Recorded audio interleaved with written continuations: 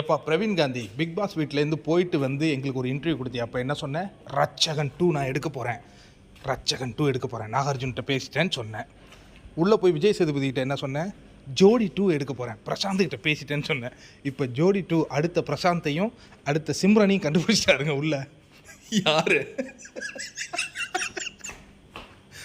நம்ம அரோரா சின்க்ளேயர் சிம்ரன், அதுக்கு அடுத்து துஷார் வந்து பிரசாந்த். நான் ஜோடி 2 எடுக்க போகிறேன். நம்மகிட்ட வந்து அறிமுகம் வேறப்படுத்துறாரு. ஹீரோயின் ரொம்ப ஈஸியாக பிக் பாஸ் வீட்டிலே அறிமுகப்படுத்திட்டார். உடனே துஷாருக்கு ஏக சந்தோஷம். நான் ஹீரோவா? நீ தாண்டா ஹீரோ, அதுதான்டா ஹீரோயின். பலூன் மேலே இவனுக்கு ரொம்ப நாள் ஒரு கண்ணு.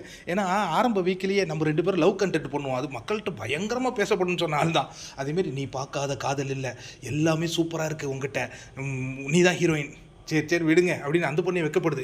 துஷார் நீ தான் அடுத்த பிரசாந்த், இதுதான் நான் சிம்ரன், நான் கொண்டு வரேன்டா ஜோடி நம்பர் 2, ஜோடி 2.